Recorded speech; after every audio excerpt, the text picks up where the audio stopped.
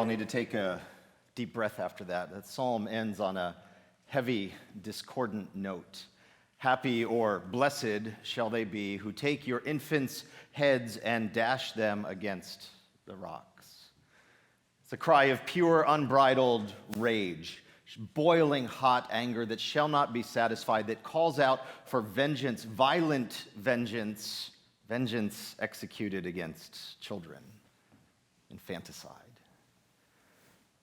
It's a heavy psalm, and we're going to tackle it this morning. And we're going to bring some other voices into the conversation, including the voices of Jeremiah the prophet and Jesus of Nazareth. But before we do that, we are just going to sit with the discomfort of this psalm for a little while and start where the psalm starts, in a particular location, by the waters of Babylon, or the rivers of Babylon. And this both gives you a clue into when this is being written, what is going on in the life of the people of God at this point in time. They've been carried away into captivity in Babylon. Jerusalem has been destroyed. So it's written sometime after the year 587 BCE, and they're here by these waters. This is the location. Most of us will never go to Babylon. It doesn't really exist anymore. It's sort of Iraq, Mesopotamia. None of us will be carried into captivity by Babylon. That's not a thing that we'll experience. And so I wonder for you if you could think about the location, the place where you experience the most anger. Maybe for some of us it's our place of work, the shop or the sales floor or the cubicle, and you're angry because either none of the stuff around you works right or none of the people around you work right, and so you just feel angry at work. Maybe for some of us it's at home. The dining room, the bedroom, these are spaces of anger because those closest to you, there's a dysfunction, a brokenness in that relationship, and you feel anger. But I imagine for a lot of us, we don't feel much anger in those spaces. Our workplaces are pretty calm, our home lives are pretty calm. So the places that a lot of us experience the most anger is probably right here. 2 hands on the steering wheel. Oh, who am I kidding? You don't do 10 o'clock and 2 o'clock. You've got like one knee up on the steering wheel and a burger in both hands. We get angry when we're driving. Some of you are looking at your spouse right now like, yeah, that's you. You do that. You become a different person when you get behind the wheel. So why is it? What is it about that experience of driving that brings out something within us that doesn't often surface in other arenas of life? Why do we get so angry behind the wheel? There are probably a lot of different reasons, and we'll get into some of them, but part of the reason is that the experience of driving actually gives us a window into the mechanism, the functioning of anger within our own brains and bodies. Because driving is an ultimately goal-oriented activity. You drive with an objective in mind. Even if you're just out for a nice Sunday afternoon drive, remember when you could do those before gas prices went nuts? Even if you're just out for a nice Sunday afternoon drive, you have a goal, a purpose.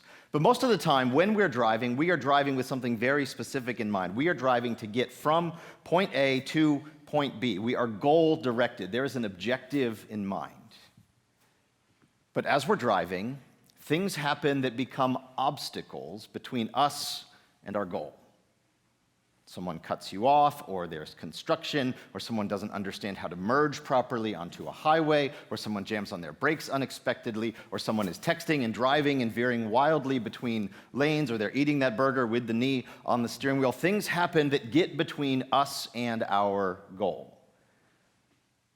And an obstacle that arises when we are in a goal-seeking mode, this is the fundamental expression of anger. That's what anger is in most instances. Not all, but in most instances, anger is a human response to an obstacle standing between us and a goal. And we are goal-seeking creatures. We have all sorts of goals. Even when you're driving, you may have one specific goal that you're conscious of, right? A conscious goal, a location, but there are all these other goals going on in your mind that you might not even be consciously aware of. Maybe you want to arrive on time because you have a goal of looking like a successful professional person who has your life put together in the eyes of others. Maybe you have a goal of getting there a little bit faster than the car driving next to you because there's some part of you, some part of your brain that needs to win, that needs to compete.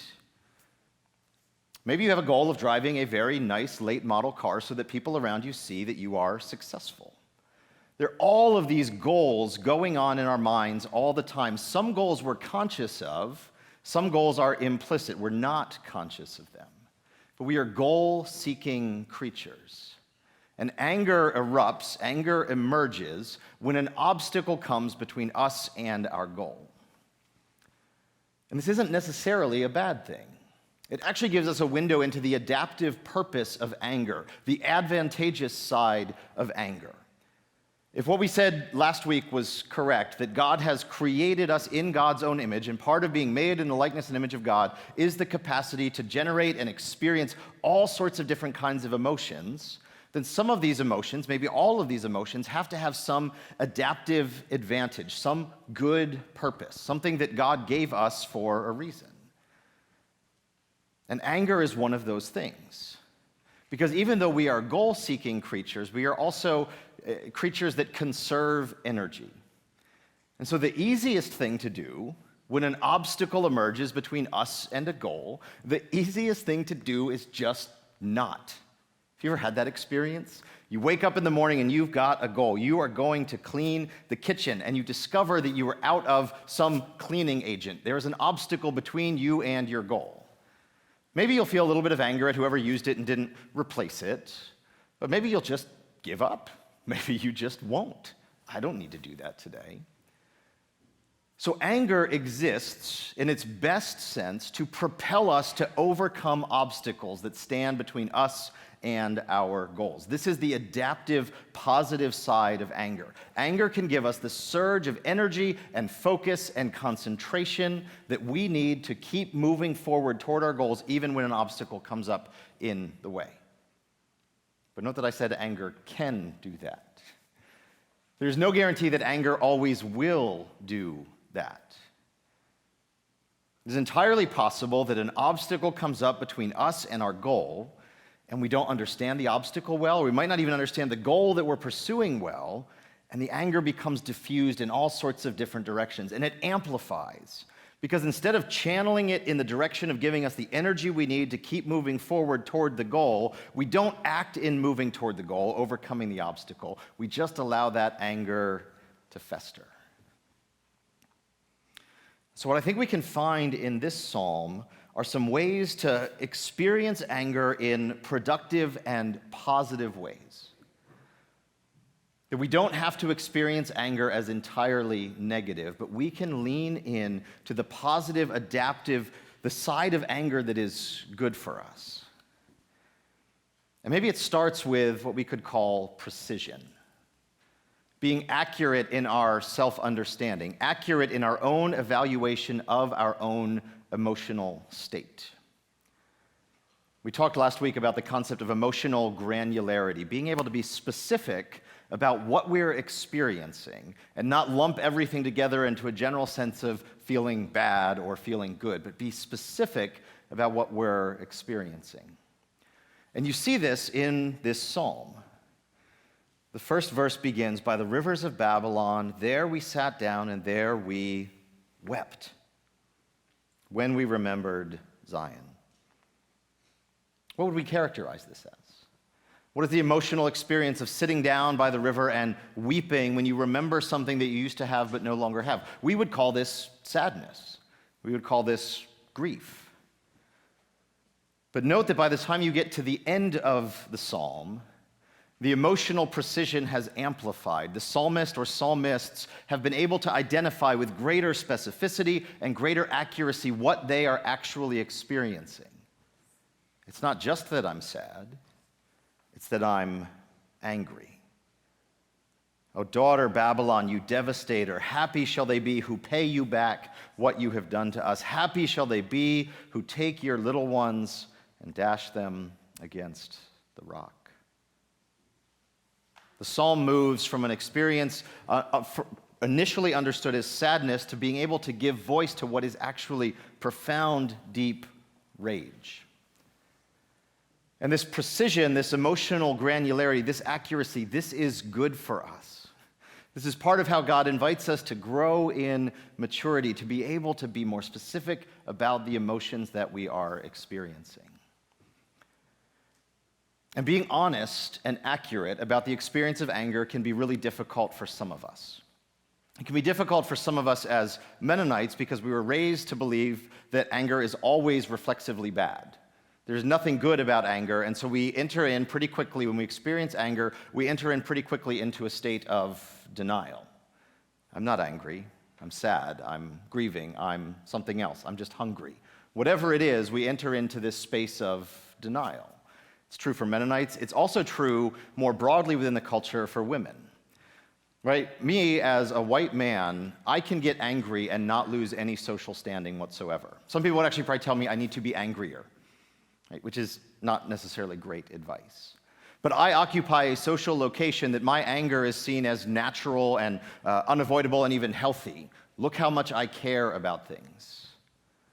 But for women, for people of color, particularly women of color, the stereotypes around anger are so toxic that even expressing passion can be seen in a public setting can be seen as problematic. There's actually research that says that a lot of not necessarily a lot of, but some of what women experience as health issues are actually connected to unexpressed or unresolved anger. Because it's more socially acceptable for men to get angry than for women to show anger. And so maybe for some of us, the growth edge in our lives is learning to be specific and precise and accurate, to develop the vocabulary and the self-awareness that allows us to say, I am angry right now. There's an obstacle that exists between me and this goal, and I am angry about it. Now, that counsel does not apply uniformly to everyone. There are plenty of people, often men, who don't have real good emotional granularity, who aren't able to be real specific or accurate or honest about what's going on in their own brains and bodies and hearts, who don't really know their own emotions well, and every emotion, every negative emotion, expresses itself as anger. That's also not great. That can be really problematic. And so there's not one script. We are looking at one psalm today, but there are many psalms that give voice to a wide variety of emotions. And so maybe for you, the challenge is to learn to identify other emotions besides anger. Or maybe for you, the challenge is to learn to identify anger itself, to become more precise. The psalm begins with an expression of sadness, but resolves with an expression of rage. The psalmist, as they sit with their own intensity of feelings, discovers, I'm not just sad, I am angry.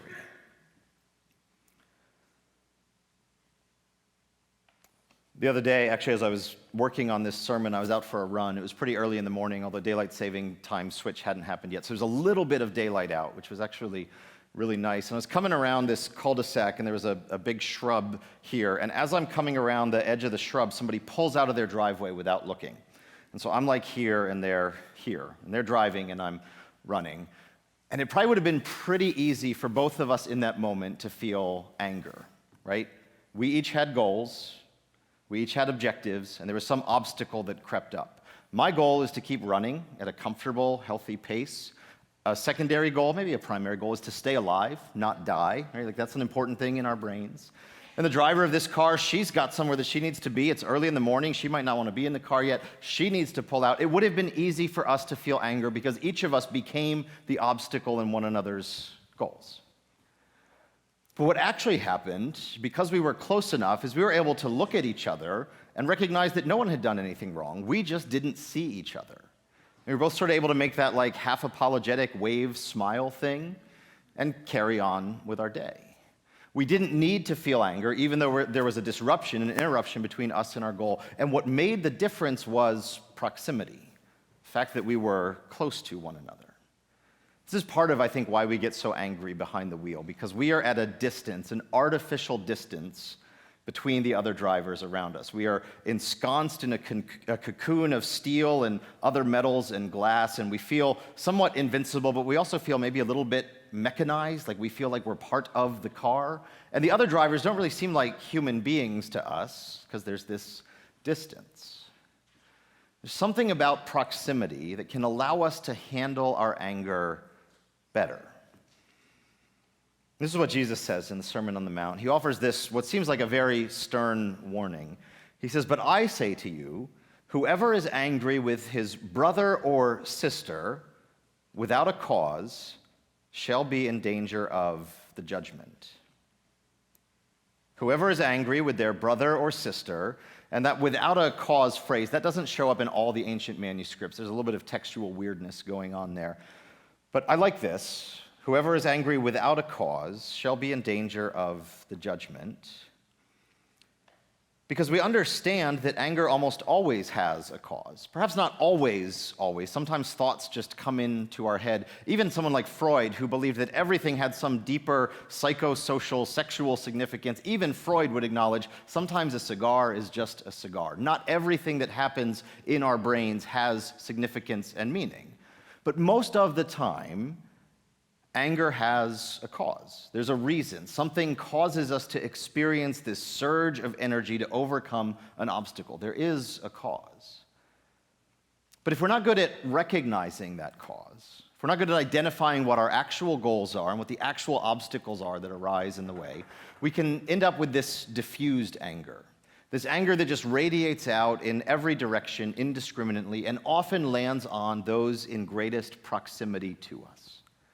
Those who are closest to us.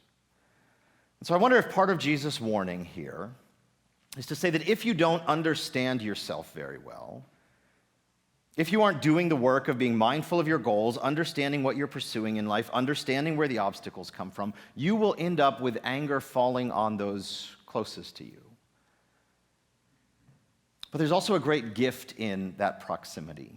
The proximity of being close to one another, like I experienced with this driver pulling out of her driveway and almost mowing me down on my run. There's something about that proximity that actually allows anger to be diffused more easily, that allows anger to recede more easily, to be resolved. It doesn't have to amplify. You actually see this in the psalm. Because the psalmist, when the psalmist is understanding their own sadness, the psalmist is in close proximity to some people. For there our captors asked us for songs, and our tormentors asked for mirth. Sing us one of the songs of Zion.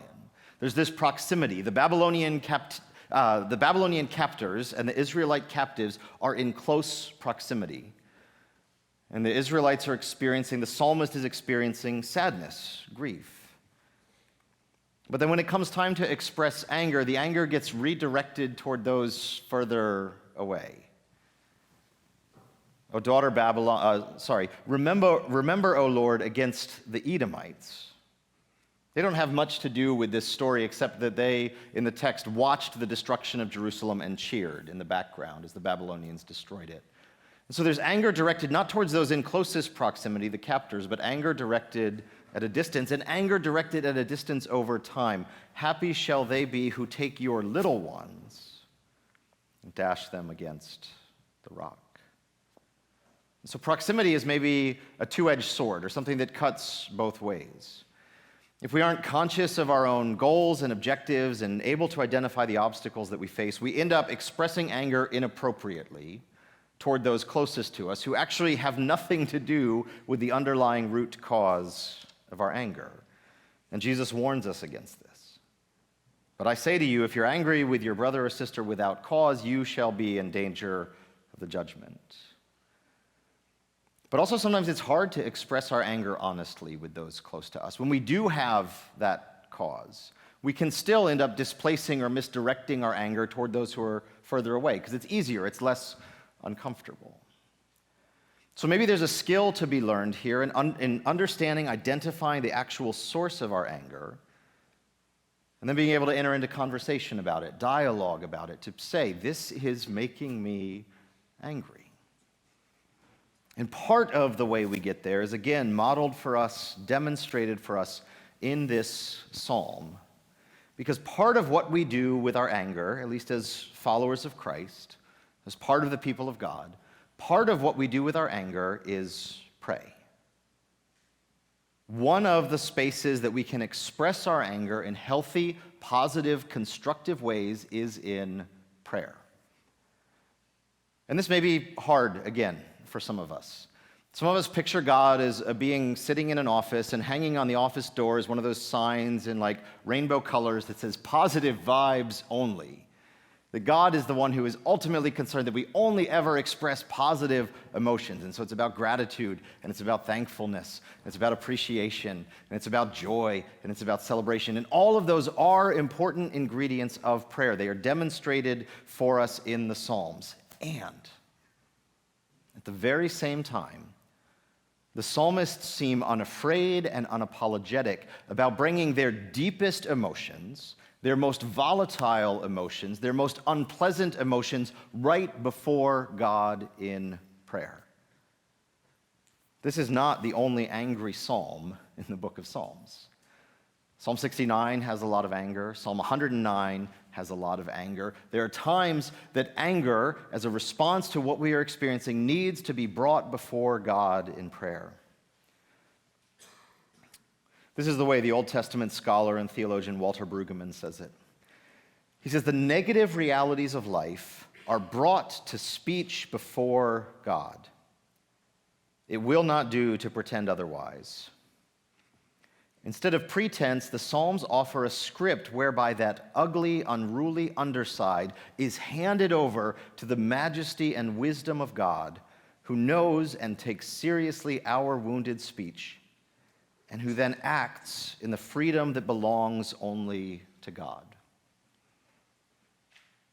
Because the language of this psalm is fascinating. This psalm envisions violent retribution, the appropriate response, and someone has interrupted, built an obstacle between us and the goal that we're seeking because someone has harmed us. The appropriate response is for them to experience a level of violence even more intense than what we experienced. That's the desire of anger. But note what the psalmists do.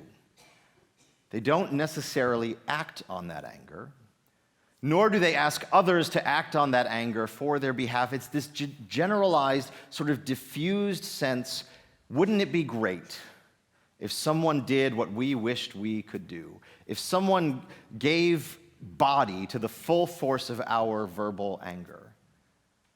But they take that petition, that request, that desire, maybe even that demand, and are content to leave it in God's hands. God will not take the infants of Babylon and dash them against the rock. It is not part of God's character. But even so, God can absorb, receive, welcome our desire for things that God would not condone. God can take the full force of our anger expressed in worship and in prayer. God can take all of this and use it in our transformation and our being brought into the likeness and image of Jesus Christ. Because there's something else that can happen in prayer. If anger is what happens when an obstacle arises between us and our goal, perhaps prayer gives us the opportunity to reflect more deeply on whether we were pursuing the right goal or not, on whether the thing that we're moving toward is actually worthwhile of our time and effort and energy and attention. In the space of prayer, we can relearn ourselves and better understand what we're aiming toward, what we're pursuing, and ask the question, is this the right goal? Because part of what's going on here in the Psalms is that the Israelites at the time of the Babylonian captivity had a certain ambition, a certain desire, a certain agenda. And we could probably call it imperial ambition.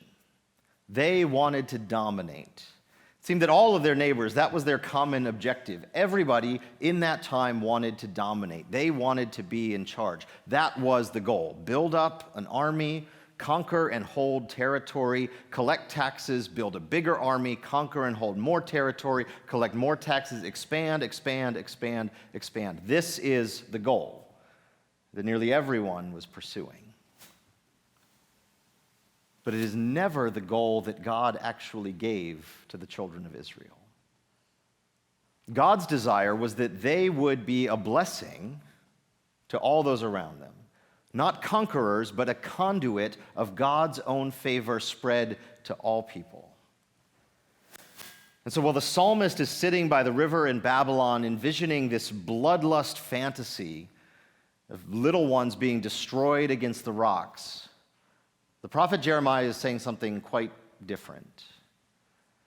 The prophet Jeremiah is saying, on behalf of God, seek the welfare of the city into which you have been sent into exile, and pray to the Lord on its behalf, for in its welfare you will find your welfare. The goal of being an autonomous nation-state, an empire-building kingdom, that was not the goal that God had for the children of Israel. So the Babylonian captivity, even though it was painful and destructive and devastating, it actually allowed the children of Israel, the people of God, to redirect toward the path that God wanted them to be on, to identify the right goal and move toward it, because not every obstacle between us and our goals, is an obstacle between us and what God desires for us. And so in the space of prayer, as we're honest about our emotions, as we unload the full force of our anger before God, we can find our goals and objectives transformed. So there are two things I would invite you to think about this week. If it's true that emotions are prescriptions for action, not that they're always right. We can emote our way into bad decisions just like we can reason our way into bad decisions. But if emotions are prescriptions for action, what should we be thinking about? What actions should we be considering when we experience anger?